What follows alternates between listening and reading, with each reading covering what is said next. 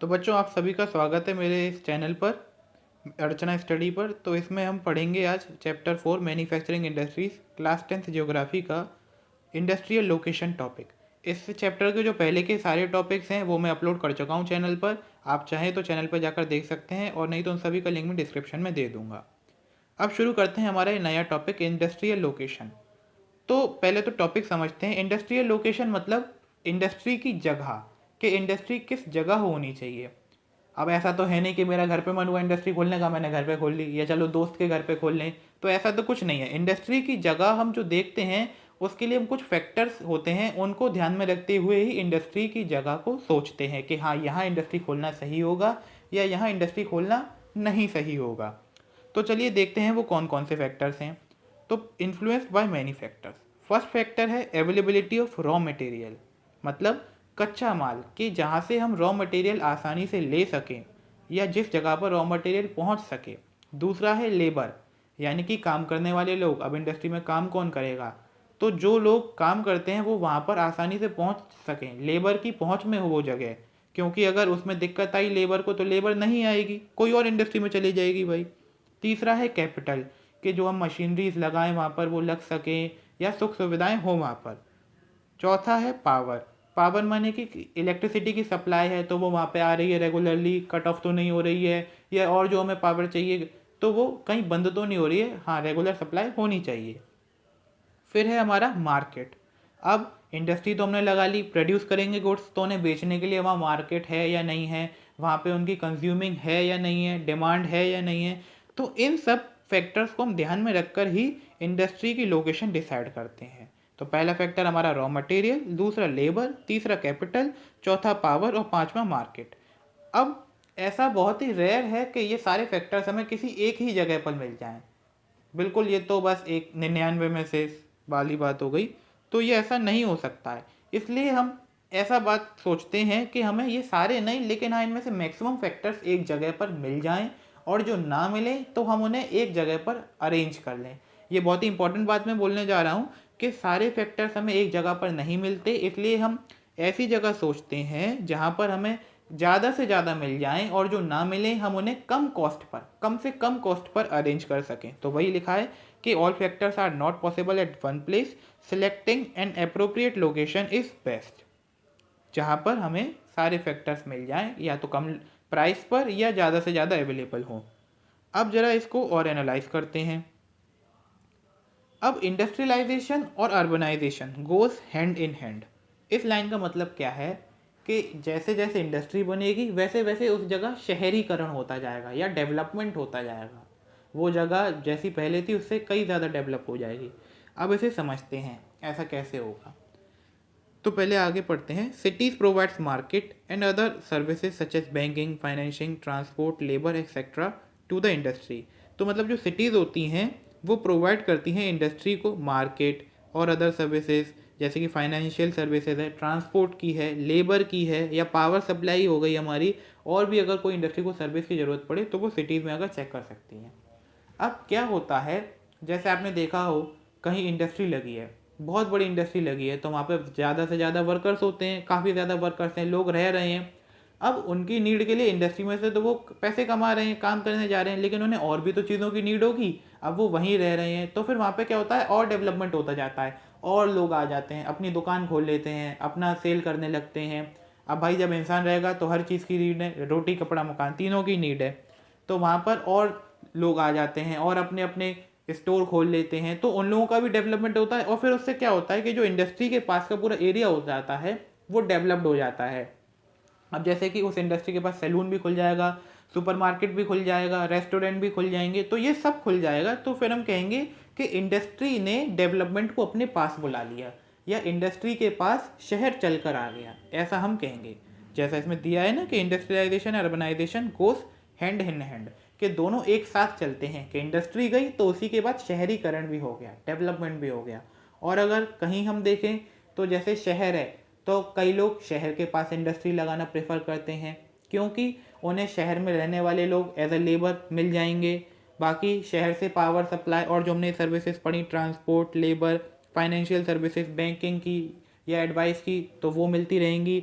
दूसरी मार्केट उनका प्रिपेयर हो जाएगा, वहाँ पे भाई बेचेंगे भी तो कहीं, तो मार्केट प्रिपेयर हो जाएगा, और भी जैसी उन्हें नीड पड़ेगी वो सब वो कर सकती हैं। तो इसलिए हम कहते हैं कि इंडस्ट्री अपने पास शहर बुला लेती है और शहर अपने पास इंडस्ट्री बुला लेता है। तो ये दोनों एक दूसरे के साथ ही साथ चलते हैं। मतलब ऐसा नहीं कि अगर इंडस्ट्री है तो हमारा डेवलपमेंट होगा ही नहीं, अर्बनाइजेशन होगा ही नहीं बिल्कुल, या जहाँ अर्बनाइजेशन है वहाँ इंडस्ट्री होगी ही नहीं। तो ये दोनों बहुत ही कोरिलेटेड सी चीज़ें हैं। जैसे आपने एग्रीकल्चर और इंडस्ट्री में पीछे देखा था कि इन दोनों both are not exclusive of each other, ऐसे ही यहाँ पर है कि industrialisation and urbanisation goes hand in hand. अब कंसेप्ट ऑफ एग्लोमेरेशन इंडस्ट्रीज। तो एग्लोमेरेशन इंडस्ट्रीज क्या होती हैं? बहुत ही अच्छा कंसेप्ट है, बड़े प्यार से समझते हैं। जैसे किसी जगह पर एक इंडस्ट्री है, अब आपने देखा हो कि ठीक है उस पर इतना ध्यान नहीं दिया जा रहा है, अरे एक ही तो है, बिजली गई ठीक है, नहीं गई तो ठीक है, और कोई सर्विस पहुंचानी है तो गवर्नमेंट सेक्टर भी अरे चलो रहने दो। लेकिन अब क्या है, अगर उसी जगह 4-5 खुल जाएं तो फिर फोकस बनता है, अट्रैक्शन होता है, अरे ज़्यादा लोग हैं, ध्यान से करना है, तो सब कुछ उस हिसाब से फिर ध्यान से होने लगता है। पावर सप्लाई भी रेगुलर होने लगती है, या और सर्विसेज जो पहले कट ऑफ हो रही थी तो वो भी होने लगती हैं। तो इसी को कहा जाता है agglomeration industries. Though agglomeration economies refers to the firms and people who form groups to take advantage offered by urban centers such as banking, labor, insurance, etc. तो इसमें वही कहा गया है कि एग्लोमेरेशन इकोनॉमीज वही इकोनॉमीज होती हैं जहाँ पर या तो लोग या पीपल अपनी इंडस्ट्रीज का ग्रुप बनाकर एडवांटेज लेते हैं अर्बन सेंटर यानी कि शहर से दिए जाने वाली सर्विसेज का। जैसे वो सर्विस किसी भी फॉर्म में हो सकती है, बैंकिंग की, लेबर की, इंश्योरेंस की। अब क्योंकि अकेली इंडस्ट्री होगी तो भाई लेबर भी कहेगी अरे हम शहर में ही काम कर लेंगे, क्या बाहर अलग से जाए, लेकिन जब 4-5 हैं तो ज़्यादा एम्प्लॉयमेंट क्रिएट होगा तो लोग बाहर जाना पसंद करेंगे। तो इन्हीं को एग्लोमेरेशन इंडस्ट्रीज कहते हैं। ये एक तरीके से मैग्नेट बन जाती हैं और फिर धीरे धीरे रिसोर्सेज इनकी तरफ अट्रैक्ट होती हैं। अब इंडस्ट्रियल लोकेशन में हम समझते हैं कि manufacturing industries pre independence period से पहले कहाँ हुआ करती थी। मतलब जब आज़ादी नहीं मिली थी देश को तो इंडस्ट्रीज़ का कैसा आलम था, मैन्युफैक्चरिंग इंडस्ट्रीज़ कहाँ कहाँ थी या कहाँ नहीं थी। Located in places from the point of view of overseas trade such as Mumbai, Kolkata, Chennai. तो इसमें कहा गया है कि पहले इंडस्ट्री सिर्फ ओवरसीज ट्रेड यानी कि सी के द्वारा एक्सपोर्ट किए जा सकें उन जगहों पर होती थी। तो जो भी हमारे पोर्ट सिटीज़ हैं, मुंबई, कोलकाता, चेन्नई, या और भी जो हम पोर्ट में देखेंगे तमिलनाडु, केरल, और भी जो सिटीज़ हैं वहाँ पर इंडस्ट्रीज उस समय होती थी। उस समय का मेन टारगेट यही था, क्योंकि ब्रिटिश का राज था तो वो तो यही चाहते थे कि सब कुछ एक्सपोर्ट करके यूरोप दे दो भाई, यहाँ तो कुछ रखो ही मत। तो बस अब हमारा डोमेस्टिक ट्रांसपोर्टेशन नहीं हो रहा था, मतलब शहर में अंदर इंडिया में कुछ अंदर एक्सपोर्ट नहीं हो रहा था, सब बाहर ही बाहर जाओ, इम्पोर्ट तो हो ही नहीं रहा था, सीधे गुड्स बनाओ बाहर दे दो।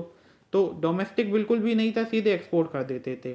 लेकिन अब धीरे धीरे consequently there emerged such urban industrialization centers surrounded by huge agricultural rural land। इसका मतलब है कि धीरे धीरे इंडिया के मतलब लैंड के हमारे बीचों बीच भी अर्बन इंडस्ट्रियलाइजेशन हुआ, शहर बदले, उनका डेवलपमेंट हुआ, वहाँ पर इंडस्ट्रीज खुली जो कि सराउंडेड थे रिच एग्रीकल्चर लैंड के बीच में। बिल्कुल जैसे कि हम दिल्ली है, फरीदाबाद है, हरियाणा है, तो इनके चारों तरफ खेती के तो ये सराउंडेड है। यहाँ पर इंडस्ट्रियलाइजेशन हुआ तो इंडस्ट्रीज को भी आसान पड़ा, भाई बगल से ही एग्रीकल्चर वाला रॉ मटेरियल ले लेंगे। जैसे कोई इंडस्ट्री के लिए चाहिए, शुगर केन इंडस्ट्री है, शुगर चाहिए आ जाएगी खेतों से, या और भी जो चीज़ चाहिए तो वो हो जाएगा, सॉरी शुगर नहीं, शुगर केन आ जाएगा खेतों से, तो वो ले सकते हैं। तो ऐसे ऐसे धीरे धीरे फिर कंट्री के बीच बीच में भी इंडस्ट्री खुलना शुरू हुई।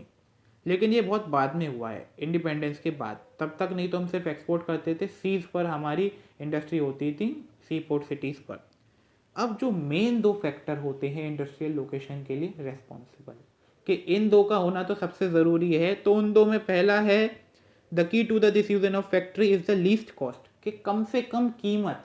हमारा मोटिव ये है कि कम पैसा लगाएं और ज़्यादा आए, तो कम से कम कीमत कहाँ लगेगी वहाँ इंडस्ट्री चाहिए। दूसरा, government policies and specialised labour also influence the factory location, कि गवर्नमेंट की पॉलिसीज और स्पेशलाइज्ड लेबर जहाँ होंगी वहाँ फैक्ट्री लगेगी। जैसे इसका मैं एग्जांपल दूँ, गवर्नमेंट पॉलिसी से उत्तराखंड में, तो उत्तराखंड में सरकार ने कुछ समय के लिए इंडस्ट्रीज़ को टैक्स फ्री कर दिया जो कुछ लिमिटेशंस में आती थी। तो क्या हुआ, इंडस्ट्रीज़ वहाँ पे अट्रैक्ट हुई। जो छोटी छोटी इंडस्ट्रीज़ थी उन्होंने सोचा अरे चलो यहाँ टैक्स नहीं देना पड़ेगा, यहाँ लगा लेते हैं। तो उससे क्या हुआ, उन्होंने इंडस्ट्रीज को अपनी तरफ अट्रैक्ट करा, तो लोकेशन पर फैक्टर करा नहीं करा, उस पर प्रभाव पड़ा लोकेशन पर, नहीं तो वो कहीं और लगाते, लेकिन उन्होंने उत्तराखंड में ही जाके लगाई। ऐसे ही स्पेशलाइज्ड लेबर है कि हाँ भाई इस काम को करने के लिए लोग तो हमें कहीं वहीं मिलेंगे, तो वहीं इंडस्ट्री लगानी चाहिए, या उस काम को करने के लिए लोग वहीं मिलेंगे। तो लेबर, गवर्नमेंट पॉलिसीज़ और लीस्ट कॉस्ट, ये तीनों फैक्टर बहुत ज़्यादा इंपॉर्टेंट हैं फैक्ट्री लोकेशन को ध्यान करते समय। तो यही था हमारा ये टॉपिक इंडस्ट्रियल लोकेशन का। चलिए एक बार इसे रिकॉल कर लेते हैं जो हमने शुरू से पढ़ा। इंडस्ट्रियल लोकेशन यानी फैक्ट्री लगाने की जगह, तो उन पर कौन कौन से फैक्टर्स अफेक्ट करते हैं। पहला, availability of raw material, labour, capital, power, market. अब सारे फैक्टर्स हम एक जगह पर नहीं ला सकते, बहुत ही रेयर ऐसा पॉसिबल है, लेकिन हम कोशिश करते हैं जहाँ ज़्यादा से ज़्यादा मिल जाएं या हम उन्हें अरेंज कर सकें सबसे कम कॉस्ट पर, तो उसी जगह पर हम अपनी इंडस्ट्री ओपन करते हैं। फिर हमने देखा कि इंडस्ट्रियलाइजेशन और अर्बनाइजेशन साथ ही साथ चलते हैं, कि जहाँ इंडस्ट्री लगेगी वहाँ शहर आ जाएगा या डेवलपमेंट हो जाएगा, या जहाँ डेवलपमेंट पहले से हुआ है वहाँ पर इंडस्ट्री हम लगाएंगे।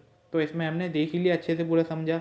फिर हमने देखा एग्लोमेरेशन इंडस्ट्रीज का कंसेप्ट, कि जहाँ पर पहले एक इंडस्ट्री थी तो अर्बन सेंटर्स यानी कि जो शहर हैं उनके पास वो उन्हें ज़्यादा अच्छे से हेल्प प्रोवाइड नहीं कर रहे थे, लेकिन जब 4-5 हुई, ग्रुप बन गया, तो अच्छे से चीज़ें आने लगी, इससे उन्होंने अपनी तरफ अट्रैक्ट करा। फिर हमने आगे देखा कि प्री इंडिपेंडेंस पीरियड में मैन्युफैक्चरिंग इंडस्ट्रीज कहाँ हुआ करती थी, तो वो ज़्यादातर सी पोर्ट्स पर हुआ करती थी, जिससे हम एक्सपोर्ट कर सकें अपना गुड जो भी बना रहे हैं इंडिपेंडेंस के पहले। लेकिन धीरे धीरे फिर इंडस्ट्रीज देश में आना भी शुरू हुई, जैसे दिल्ली में, हरियाणा में, क्योंकि ये चारों तरफ से एग्रीकल्चरल रूरल लैंड से घिरे हुए थे, तो इन्हें रॉ मटेरियल बड़ी आसानी से मिल जाता था। अब जो दो सबसे इंपॉर्टेंट फैक्टर है हमारी फैक्ट्री लोकेशन को कंसीडर करते समय, तो पहला तो है हमारा लीस्ट कॉस्ट, दूसरा है specialise labour and government policy. तो इनको भी हमने डिटेल में डिस्कस कर लिया। अगर आपको ये वीडियो अच्छी लगी हो और ये टॉपिक सच में समझ आया हो, तो प्लीज़ इस वीडियो को लाइक करिए, चैनल को सब्सक्राइब कीजिए, और कोई डाउट है तो कमेंट में पूछ लीजिए, वरना डिस्क्रिप्शन में ईमेल आईडी है, वहाँ मुझे ईमेल कर दीजिए।